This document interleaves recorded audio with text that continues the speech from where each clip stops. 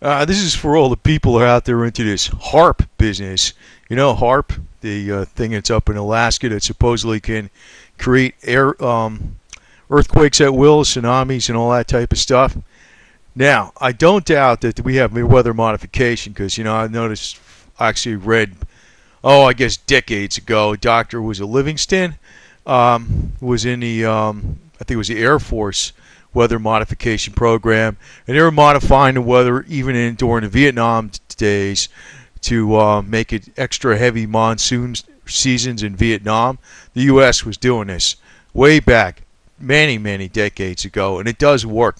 They were able to actually cause an extra heavy monsoon season, which caused it very difficult for them to move supplies from North Vietnam down into South Vietnam and things like that. It slowed them down along the Ho Chi Minh Trail. Yeah, I know that a lot of this stuff is actually true, but God, there are some serious exaggerations out there. If, for instance, HARP was able to create an earthquake, pinpoint at will, anywhere in the world, just use a little common sense. Supposedly they want to overthrow the regime in Iran. Why not just create an earthquake right where the regime is, right? It's like, if they got the power to do these things, why not do them? And I'm not saying that there isn't stuff going on. I have suspicions about things too. But I do know that a lot of this stuff that gets thrown on the internet is so far exaggerated, it's ridiculous. It's possible that even the Japanese tsunami was not totally man-made. I'm saying it's possible. I'm suspicious of it. But I think if that was not man-made, it probably would have been done with nuclear weapons or something like that versus this HARP business or whatever the heck it is. Because it would have to produce a specific event at a very specific time. And I think this technology, just using a little bit of my common sense, is not that fine-tuned yet, where they can really just say, hey, I want an earthquake over in so-and-so place at such and such time, and it's going to happen. I think that's a lot of conspiracy garbage, and basically I think people get too much into this. They're out there. They're out there.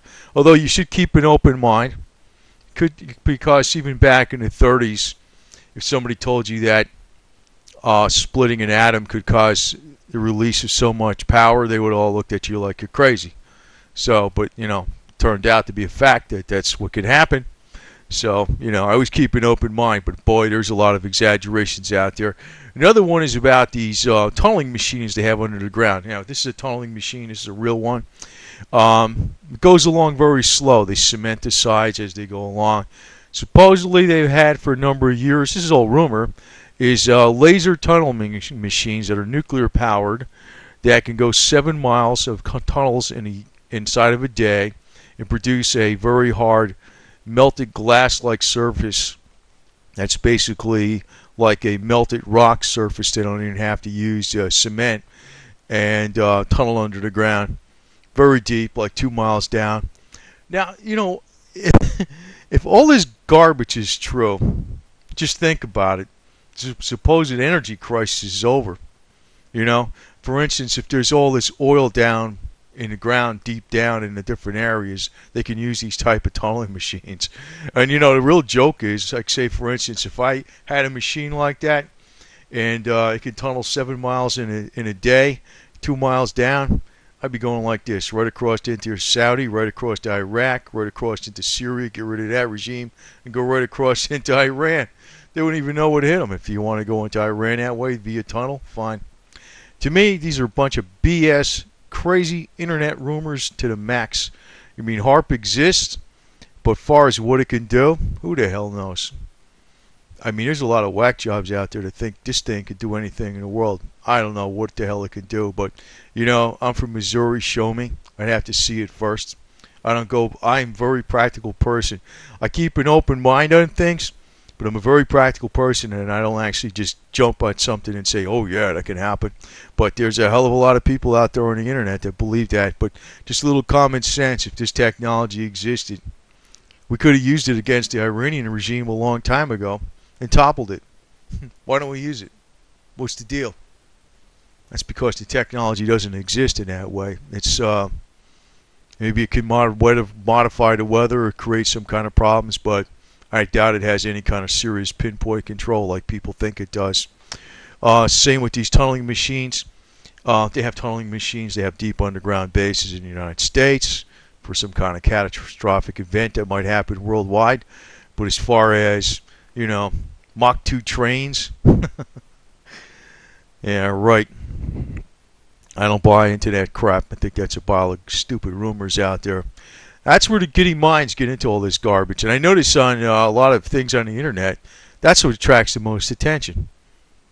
I like to keep an open mind about it. I mean, I'd imagine if there's tunnels on, I don't think there's an imagination that there is. The military does have a lot of underground bases. The Russians have it. The United States has it.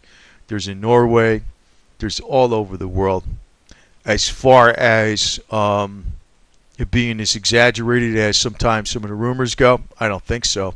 I don't think there's any tunneling machines that can go 7 miles in a day that are nuclear powered, that can melt everything. It's in other words, there might be some truth to that, but it's exaggerated. I don't think there's underground trains that are going like Mach 2. I think that's a bunch of garbage. And you'll see these rumors all over the internet. I've read all the stupid rumors, and I could just say, if these things exist, and considering we're such allies with Israel, they can already have tunnels under Iran with Mach 2 trains that could feed all the troops and stuff they want right here, and they just pop up in the middle of a mosque, and they'd never know what hit them, right? So I'm going to tell you that stuff doesn't exist because they already would have used it. That's the common sense behind it. And as far as this HARP stuff, I mean, some crazy garbage out there. I think sometimes there's some truth to it, but it's not some pinpoint science where you could just say, I want to dial up an earthquake in so-and-so place at such and such time, and I'm going to use HARP.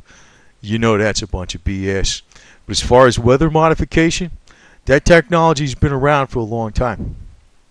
And there's some very important people, like Livingston is one, if you look him up. He's been around a long time. He says a lot of times you can actually make a hurricane grow bigger, steer it, and actually make a hurricane smaller.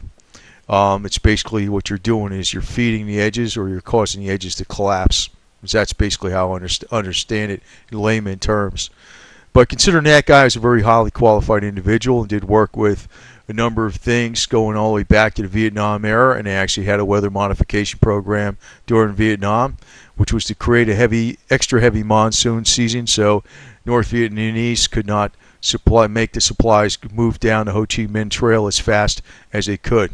They wanted to slow them down with a lot of heavy rains, and the program was successful. That's what I read. So if they had this stuff way back in the late 60s and early 70s, I'm sure from that period of time to today, 50 years later, it's a far more advanced. I'll give that. But if these things are that they're not as advanced as a lot of people think they are, and if the technology did exist, there had already been a toppled regime in Iran. That would have happened a long time ago.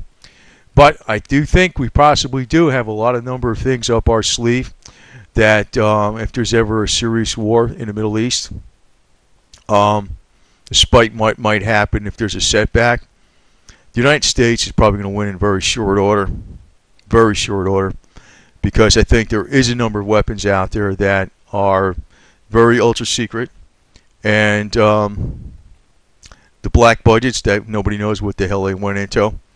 A lot of that just went into military projects. So, but whenever these things happen, or I assume they will happen pretty soon as there's a hot war with Iran, that people are going to, they're going to be throwing out the rumors left and right. And rumors are dangerous. They're dangerous, and they're responsible.